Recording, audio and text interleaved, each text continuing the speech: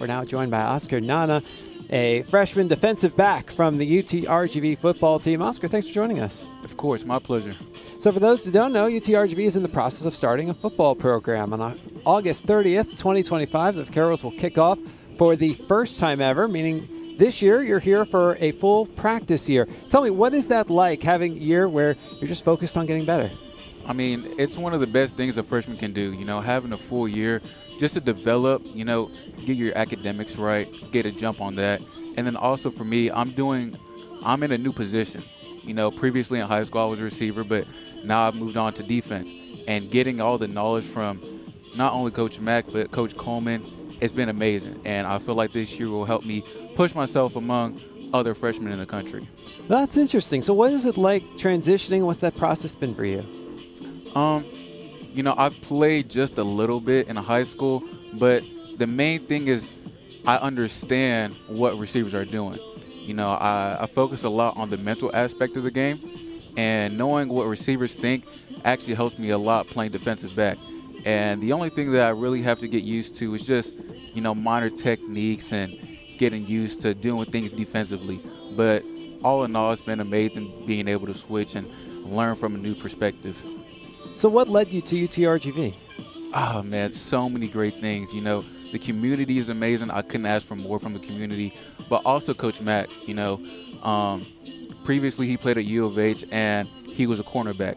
Now, coming into college, he had not played cornerback. He played quarterback. So coming from the offensive side and being able to transition, and me and him having almost like the same stature, I was able to see, okay, I can be able to do this, and having someone that had the experience to do it. And then also the other teammates that I have, coaches have done an amazing job recruiting great guys. So there's some guys from Houston and Dallas that we really mesh with together well. And then on my official visit, it just sealed the deal. Now, you mentioned the community a moment ago, and today is a big deal. It's football at football.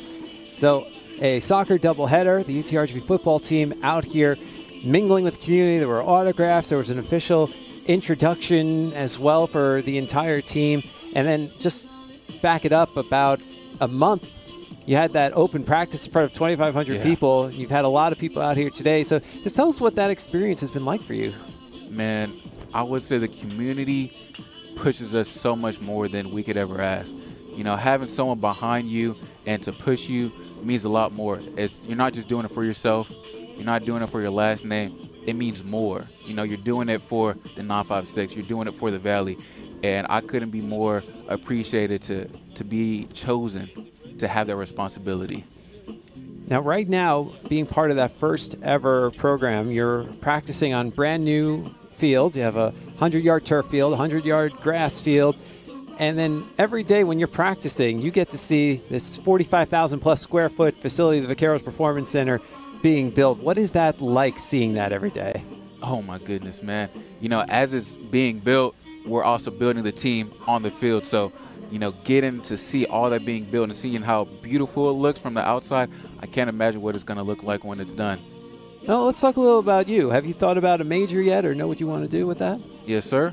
I was previously did businesses in high school, so I ran a clothing business and also a furniture business. So I decided to take my talents and, put that into my schoolwork. So I'm doing finance and then a minor in entrepreneurship. What do you want to do with that when you graduate?